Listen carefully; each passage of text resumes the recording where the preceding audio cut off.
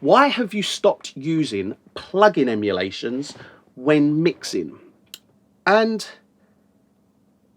this is a question and an answer that I never thought I would actually have to do, because I didn't think I'd ever stop using plugin emulations. Like, I've got all the plugin emulations, you know, all the plugin alliance stuff, all the UAD plugins, all these plugin emulations of various different pieces of hardware. And there are a few that I still use. I still use the Ampex ATR 102 by UAD. That is incredible.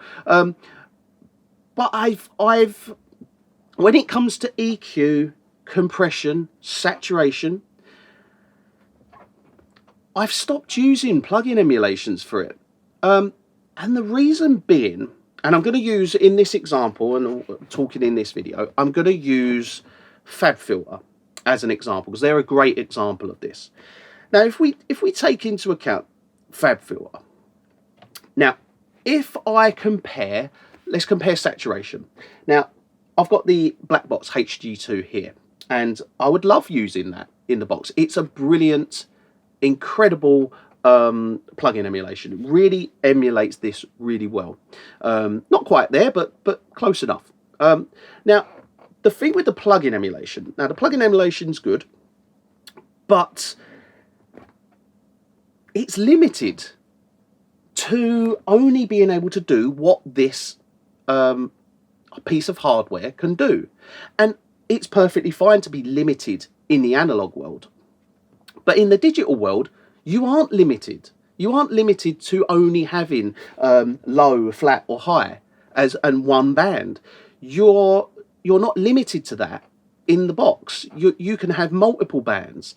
So plugin emulations, because they're emulating a piece of hardware that is limited in its functionality, albeit some plugin emulations, they do have some added benefits, like a mix knob or, you know, something like that, like the HG2, the black box HG2, the plugin on the air band or the air switch that's on the hardware, that has a mix knob. Now, the mix knob for that would be inside, and you've got to get inside with a screwdriver, which we're not doing, you know. So the plugin is limited in its functionality based on it being an emulation. Whereas if we compared the HG2 plugin, compare that to, let's say, FabFilter Saturn, we've got, in FabFilter Saturn, we've got a multitude of various different saturation types, tubes, valves, amps. I can't think what else is in there. There's all sorts, tape.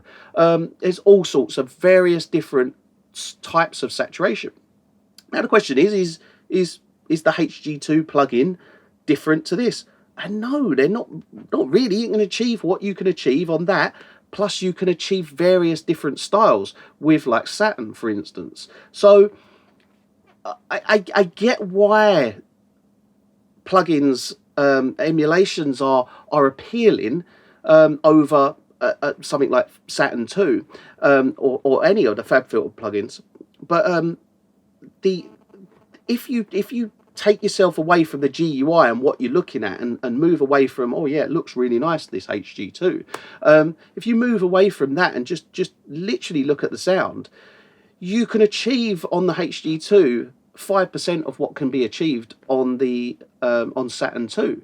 So, and the other thing is one other thing to mention is the HG2, for instance, is so much more highly CPU intensive than a FabFilter Saturn 2, for instance. So other things like you look at the let's say, for argument's sake, you've got an EQ emulation. What have we got? EQ emulations. The PQ. Let's say we got the PQ here. We've got the PQ emulation by Plugin Alliance, right? You've got 5 bands of decent EQ, and they sound similar. It's a good emulation.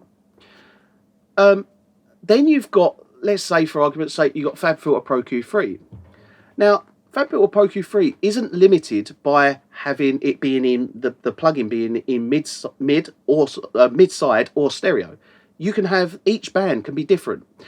You've got dynamic EQ. You can select to just process the left or just process the right. You can't do that with the SPL PQ. It has a lot of features that it's built upon, and you know, can you get a similar sound? Yeah, of course you can. They both, you know, you can get a similar sound. PQ has a kind of a tone that's lovely in the low end, that kind of captures how good it is in the analog world. But you also get things like the spectrum analyzer with FabFilter Pro Q3. You know, you don't get that with that, and it's like, well, why would I? I'm thinking to myself, like, why would I use that? I'm getting the same kind of EQ sound, if not a better EQ sound, because I can be much more detailed with the Pro Q3. So what am I actually gaining from using the PQ? And I'm sitting there thinking, nothing really. I'm actually kind of limiting my functionality by using that over that. Yeah, so, for instance, the compressor. Let's now compare. You know, the SPL Iron, brilliant compressor in the box, sounds great. Kind of similar to the hardware, but like, what do you get with that you don't get with FabFilter Pro C2? I think it's called Pro C. You know, you can change various different algorithms of compression types. You can visually see what's happening to the dynamic range on the readout. I mean, this is why I've moved away. This is why I've moved away from, when I work in the box, using emulations, and you know, as well as I use I work with the processing and the analog equipment out the box. So when I come in the box, it's almost a little bit of a letdown, because it doesn't quite sound the same. You know, it doesn't sound the same. But so it's almost a little bit of a letdown when using it. But yeah, I just find now, for me, I'm getting a better sound using using plugins that aren't plugin emulations, that have much more to them than just what the hardware can do.